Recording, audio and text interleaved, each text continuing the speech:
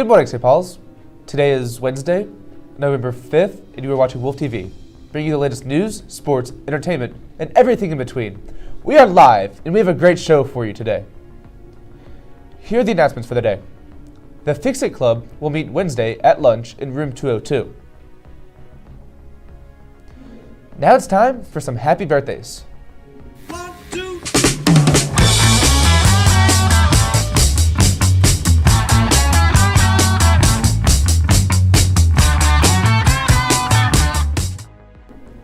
We wish a very special day to the following Wolves: Philip Kahn, Hunter Marchand, and our very own Wolf TV staffer, Gus Gascott. Happy birthday, everyone. Here at Wolf TV, we wish you a great day and good fortune. We have some very exciting news about one of our Wolf TV members. Sean Parker has received a scholarship to play at Loyola University of New Orleans. As a matter of fact, Sean is the first student in St. Paul's history to receive a rugby scholarship. Congrats, Sean. Now let's take a look at today's news. U.S. Immigration and Customs Enforcement has reported a dramatic increase in detentions, with over 59,000 immigrants currently held nationwide as of late 2025. This marks a record-breaking increase. This increase started after major policy changes under President Trump's second term, including expanded removals and increases in collaboration with local law enforcement. Despite the heavy detentions, some estimates show that there are around 14 million undocumented immigrants living in the United States as of 2023. The agency's budget has tripled to $170 billion, fueling new detention centers and broader enforcement. Civil rights groups warn of wrongful detentions, including U.S. citizens misidentified by ICE systems.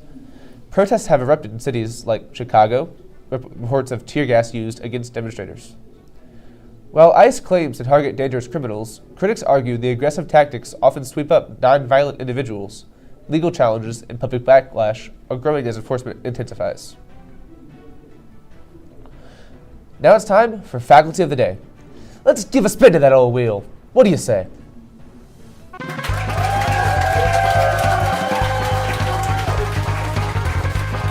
Welcome to Faculty of the Day. And say it with me.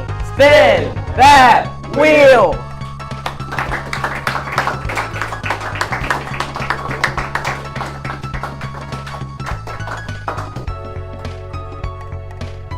Congratulations to Mr. Lips. You're the Faculty of the Day.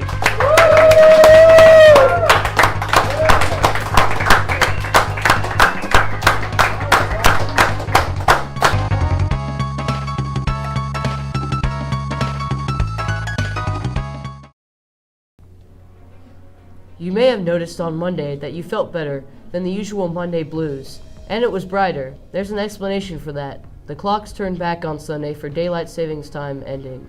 Daylight Savings Time ended Sunday, November 2nd at 2 a.m. Standard Time will last until March 8th, when we will again spring forward with the return of Daylight Savings Time.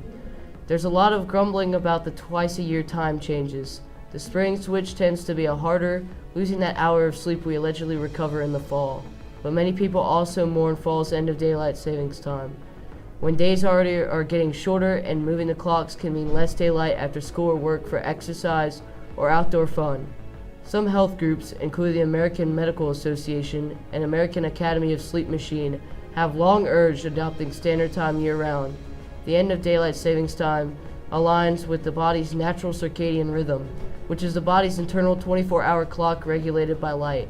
As the Earth's axis tilts away from the sun, days get shorter, and falling back to standard time gives us an extra hour of daylight in the morning, which helps to sync our sleep-wake cycle with the sun's natural schedule. This adjustment is often easier for the body to handle than the shift to Daylight Savings Time, which can cause issues like sleep deprivation and disruption of the circadian rhythm. Now here comes Wolf TV Trivia.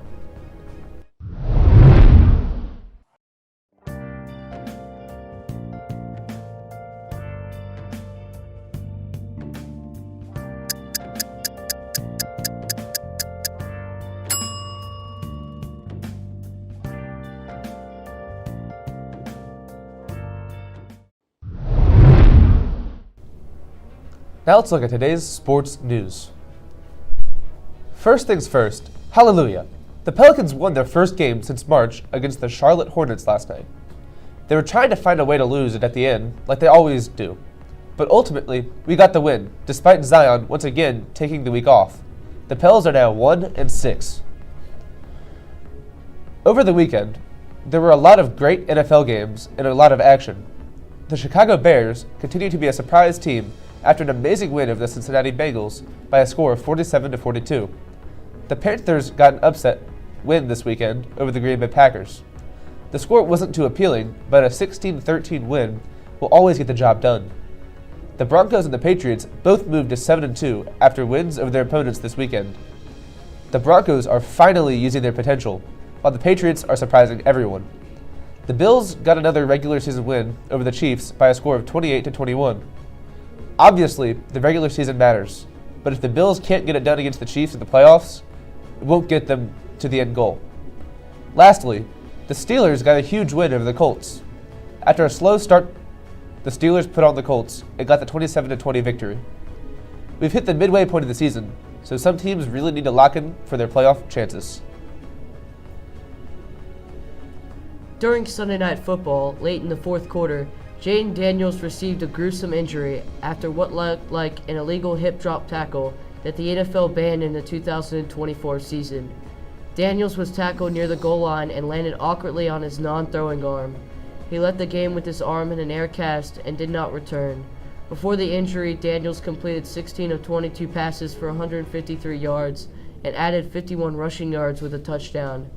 The Commanders went on to lose badly in Seattle, and Daniels' status for the upcoming weeks remains uncertain.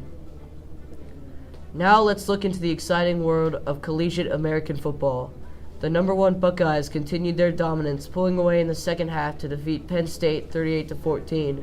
Quarterback Julian Sain completed 20 of 23 passes for 360 yards and 4 touchdowns as Ohio State improved to 8-0 of the season. Penn State, now 3-5 and winless in Big Ten play, 0-5, struggled to keep pace after a promising first half. In a tense SEC battle, Georgia pulled off the win against Florida 24-20, but the Gators held their own and pressed their rival until the final minutes. Florida managed to take the lead in the fourth quarter and fought back hard, signaling a resurgence of competitiveness in the rivalry. Meanwhile, Georgia improved to 7-1 and maintained control of a key matchup, but were reminded they can be challenged. In what was a major upset, NC State stunned number 8 Georgia Tech 48-36, handing the Jackets their first loss of the season. North Carolina State quarterback C.J. Bailey threw for 340 yards and 2 touchdowns, and the running back ran for a career-high 196 yards in the win. Georgia Tech racked up yards but failed repeatedly in the red zone, making field goal attempts instead of touchdowns. Now it's time for Song of the Day.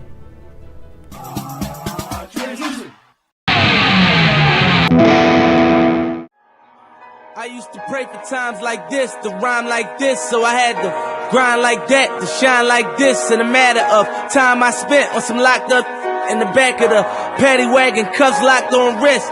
See my dreams unfold, nightmares come true. It was time to marry the game, and I said, yeah, I do. If you want it, you gotta see it with a clear eye view. Got shorty, she try and bless me like I said I do. Now let's take a look at the world of entertainment and other things. A Simpsons mini-season has been added to Fortnite. This new season has a new animated-style map with locations based off the Simpsons show. New weapons have been added with the addition of the OG P90 and the OG purple and gold tac shotgun. New bosses are scattered across the map and drop new mythic weapons and a new exotic weapon such as the mythical tac shotgun, Mythic P90, and the exotic Mr. Blasty, which shoots a balloon on enemies and your own player. There are hidden missions across the map that give you purple and gold weapons, along with some healing items as well. In addition, there is also a new medallion type item called the Jebediah Springfield Head. This is a helmet that reveals your location to other players on the map, but takes away the first headshot damage you take from enemies. Despite all these new additions, the first day of the season wasn't the best impression, as around 4 p.m., people could not enter the game or even play a game. People were stuck in a queue for 7 to 10 minutes, and then it would say that the console services were down. However, the situation has been fixed, and the season is fully playable with new Simpsons characters like Homer, Marge, Ned Flanders, and Bart Simpson. Last week was Halloween, and the St. Paul's Wolves were out in full force, wearing their costumes with pride. We sent our very own Rogan Martinez on the street to see what was happening. Take a look. What is up, guys? I'm Rogan, dressed up as the hit TV show character, Rogan the Shogun, and it's Halloween here at St. Paul's. And we're going to go around looking at some of the coolest Halloween costumes. Let's start with this cowboy over here. Tell me, are you dressed up as a cowboy? Yes. Do you like cowboys? Yes. Alright, guys, so we're here in the Senior Pavilion. We have some great costumes. Alright, let's see, we have purple Crayola crayon, am I right? Hello. And then we have, who are you supposed to be? I'm Vector from Despicable Me. Oh my goodness, Vector from Despicable Me. And now we have Mr. Lips here. Mr. Lips, what are you dressed up as? I'm not dressed up as anyone but myself. Wow, Mr. Lips. We're gonna keep going now. Over here we have White Goodman from Dodgeball. Dodgeball. Heard that's a great movie. It is. Alright, we got Bo Doosan. Bodusan and Porter Finnan. Porter Finnan. Alright, what are y'all dressed up as? Pink Unicorn. I forgot the name. Don't worry. I'm sure you'll remember it. Alright, over here we got, well, he doesn't need a name, Mr. Incredible. I work alone. He works alone. Bust up any bad guys lately? Bon Voyage, The Underminer, and of course, Syndrome, my arch nemesis. Awesome, awesome. It's great having Mr. Incredible here on our campus, as always. All right, over here, we have, ooh, what are these guys? We have, Caden. and then we have, Brody. and y'all are dressed up as? The people who robbed the Louvre. The people who robbed the Louvre. Oh, better watch out. Y'all better watch out for Mr. Incredible. He's roaming these campuses, you know. Guys, you won't believe it. This just in. We found Mario. Mario, say something. Yes. No, say the line, Mario. Say the line. What line? The line. It's a me. Mario. He said it. He said the line. All right, so over here we have. I'm a Dark Goblin. If you ain't first, you're last. NASCAR. Master Roshi. Master Roshi. Batman. Batman. I'm a swashbuckler. Swashbuckler. Wow. This is the lineup, guys. This is something. Over here we have. Hello. We have Andrew Levis Dannenhauer. I think this is the best costume, guys. He is dressed up as a St. Paul student. What do you have to say, Andrew? Yeah, I just think it was a really creative move on my part. You know, it's something no one really expected. Awesome, nice. We're gonna keep going. Ooh, we have Subway Surfers over here. Hello. Tell me, what was the inspiration behind this costume? Saw it on TikTok. He saw it on TikTok. Wow, awesome, great, good job. All right, over here we have Oh, hey.